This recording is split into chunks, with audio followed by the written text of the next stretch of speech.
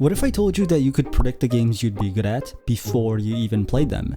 Like, imagine a graph that shows you what games you'd rank high in or be absolute garbage at before even the first match. But doing so would require collecting data, and let's just say, may come at a price. So we start from the beginning.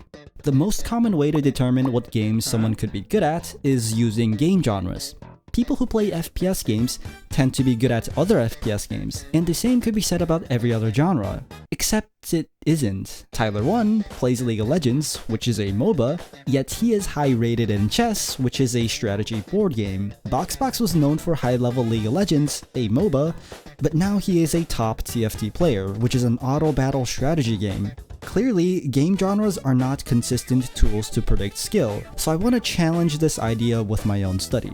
Here's the breakdown. My goal is to find skill transfer. That means if a person is good at game A, how likely are they good at game B or C? This means I have to find a correlation between skill in each game, and the best way to determine skill is through an objective metric. So what I have to measure is a person's rank in competitive games.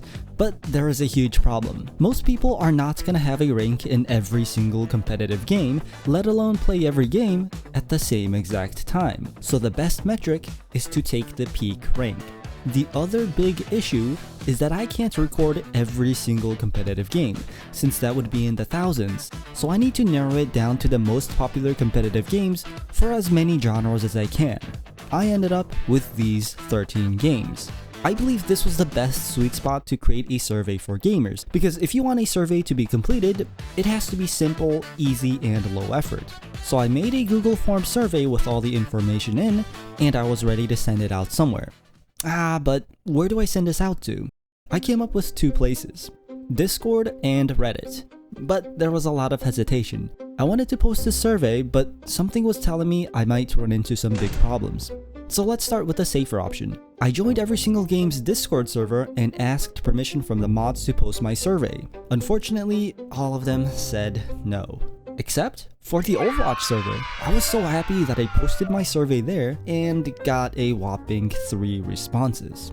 Yeah, we needed to scale bigger. I even tried cold calling gamers to do my survey on Discord, but that didn't work either. I put in a lot of effort behind the scenes to plan this study and everything, but without the data, it was all for nothing. So my eyes were on target for Reddit. I'm not gonna make the same mistake twice. Clearly, asking for permission leads moderators to always side with pessimism, so I realized I may have to post my survey without permission. So that's what I did. I took my survey, went through every single game subreddit, and hit post. I then woke up the next day to a bunch of notifications. I got banned from both the Street Fighter subreddit and Apex Legends subreddit. I tried my best to get unbanned and explain, but I couldn't do anything about it. I was hoping that most of my posts would be removed, but I couldn't change the outcome. Disappointed, I checked my Google Form responses, expecting like 10 responses. But instead, I was surprised to see 97 responses.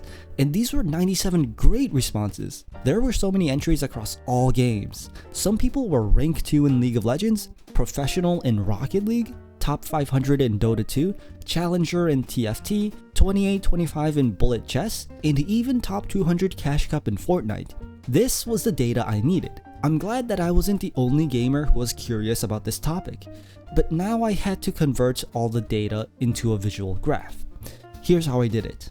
I took the rank provided by the responses, compared it with the rank distribution of that game, and converted it into a normalized percentile. Once every response turns into this value, then we can do a Pearson correlation coefficient to find the correlational value. Now I know some people might say it's not accurate to compare the current season's distribution with someone's peak rank, but when it comes to correlation, so long as the general direction is consistent, it should not matter as much. But anyways, here is the final graph of the correlation of game skill. This one is a heat map, this one is a network graph. The blue represents positive correlation, red represents negative correlation, and no color represents no correlation. Here we can see some interesting patterns. To no surprise, Overwatch 2 and Marvel Rivals have moderate positive correlation, same with League of Legends and TFT. Of course, correlation does not equal causation, so the scores could be because both games are in the Riot client. On the other hand, Fortnite and League of Legends have a weak but negative correlation. Same with Overwatch 2 and Dota 2. But the interesting pattern is how chess seems to have a tiny bit of negative correlation across the board, except for League of Legends. You can thank Tyler 1 for that. Now, looking at all of this, there's something I really want to do. I want to see how accurate this data is. Obviously, this study is still imperfect. It needs more data and it acts more like a proxy to another experiment. If you want to contribute to the experiment, I'll post a survey in the description and do an update to see if the numbers change. The other thing that I want to see is if Tyler 1 will eventually play TFT. If this data is accurate, there is a good chance Tyler 1 will rank very high in TFT.